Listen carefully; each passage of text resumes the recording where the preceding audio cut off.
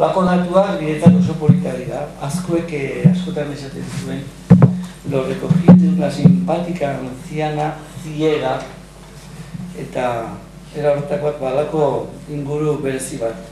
Baina behar bada kantura sartuta, neskamutilen arteko elkarrizketa bada. Amodiozko kantuak, 18. mendeko amodiozko kantuak dira neskamutilen arteko elkarrizketak. Artxuk esaten zuen zirela amodiozko solasak. Eta ziren modu amebeo batean, lehenengo mutila, gero neska, gero mutila, gero neska. Batari ahapaldi bat edo berset bat daukio. Eta hemen mutilak eskaintzen dizkio neskari, nik uste dute neska dela oso haundikizalea, oso goikoa, eta eskaintzen dizkio, berak badituela bortuetan edo mendik Pirinioetan 1000 ardi, jarriko dela eskondu ezkero berarekin zeriko dela zilarrezko aduki batean daulako eskaintza oso edarrak egiten dizkio, baina neskak ezetz. Eta, gero entzungo duzu kantuan, nik nahi baduzue bakarrik azkeniko ahapaldia komentatuko dut, berezia da eta neure moduko, neure gisako komentario bat dut. Mutilak ezezkoa hartzen duenean, esaten du,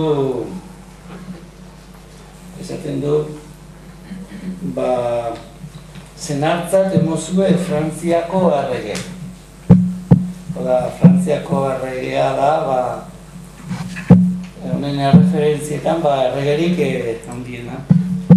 Eta zon eskatila hondik izalea ezkero, errege bat emoteko zenartza, ni ez naun nahi hori da kontua, ezta? Eta dio hurrengo, Frantziako espada Espainiako bedere, osea, Espainiakoa da askoz bajo haukoa,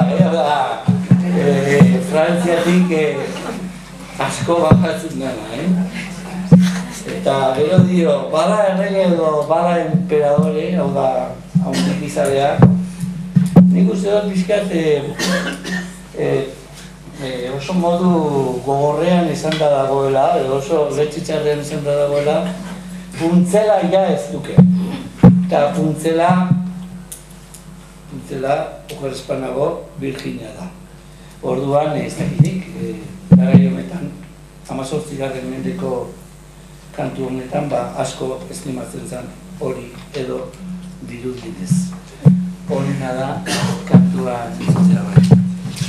Bai, nik kantatuko deiziet, pixka bat hitzak ez dira berdintsuak, zer eta nik ere bilketa lana egin dut Iturri zumatetarik, atzo bertan aita eta amak etxen dituen, eta nik beti aita entzun dut kantatzen, kantu hau. Nik ere beti bi bertsetoa kantatu ditut, mena ez dut praktikatu hanitz kantu hau. Eta aitaen bertsioa eta amarena hartu dut, zen eta azken tempestan, izan behita aize, oso aize kristona izan dugu, bai eben ere pentsatzen dut, eta Siberuan, eta gure etxean hiru bitre hautze dira, eta ama jinda hiru bitren konpontzera. Eta hor, jarri dut aitarekin zera, eta zuk nula kantatzen duzu, altzukuko manera nula da kanto honekin. Eta hola, nik kantatuko ziek duzue orduan eta Charles Bordek bildu duen bertsioa, hori duk ez? Zuek, eta ikusiko duzue, hitz sumait diferentea direla ene bertsioa.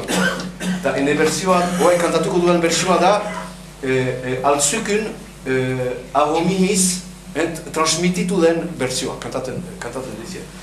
Atzo, aitaren ahotik ikasirik eta gaur Bilbon zier.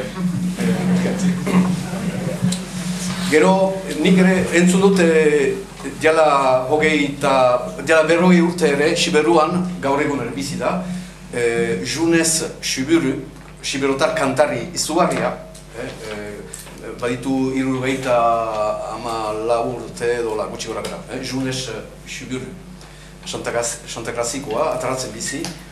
Oso kantai nasaia, oso kantai ederra da. Eta hori, noiztenka, bere espresioak hartuko ditut, noiztenka.